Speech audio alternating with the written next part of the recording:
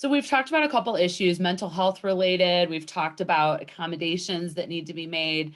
And I think that's a good segue into another issue that is kind of percolating I've seen some discussion around, and that's that this crisis has adversely impacted women in the workforce more than it has affected men in the workforce and just broadly speaking. So what are your thoughts on that and any sort of legal angles that employers should be considering? Sure. So you're right. As far as the facts out there, several 100,000 women are unemployed in a large part due to the staying at home to help support their school children. Mhm. However, I'm seeing employers try to accommodate that by saying all women can work remotely, all men, I want you in the office. That's where there's a problem, even though they may be well intended. In many households, the male is the person that would take care of the child that's staying at home from school Sure. and helping with that scenario. So you still can't stereotype based on sex. However, we should try to be as accommodating as possible and still get the work done so that women are encouraged to stick with their careers and not end their employment.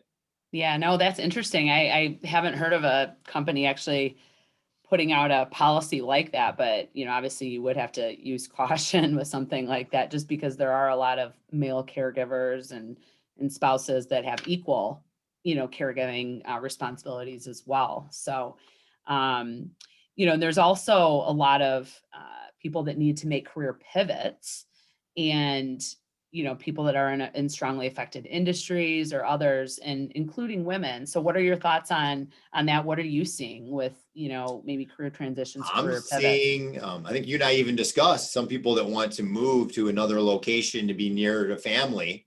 And if they're already working remotely locally, what's the difference if they work remotely near their family somewhere else? And I guess employers, I think now more than ever, need to really revisit job descriptions and what is the essential job functions that you're trying to accomplish. Because if you don't figure that out now and allow someone to work remotely for a year, to say all of a sudden they need to be in person doesn't really pass the smell test. It may not be, you may not even be able to bring them back if you want to, if they have a disability that would could be accommodated by letting them continue remote work.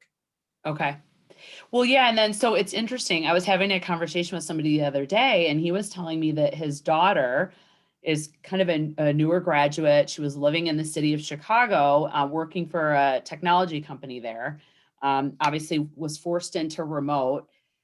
Sitting in her apartment in Chicago, and was like, "Gosh, if I'm going to sit in my apartment in Chicago, I can really sit anywhere." So she has now, she's in Hawaii at the moment. She's been in Hawaii for 2 months.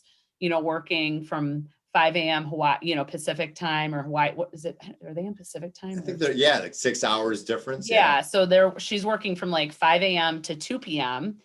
and then, Eastern time, and then, or Central time. And then she's going and surfing and, kind of living the Hawaii life every afternoon. And so, and then she might go somewhere else next, and she's still able to maintain that job. She's got her parents' house listed as the permanent address.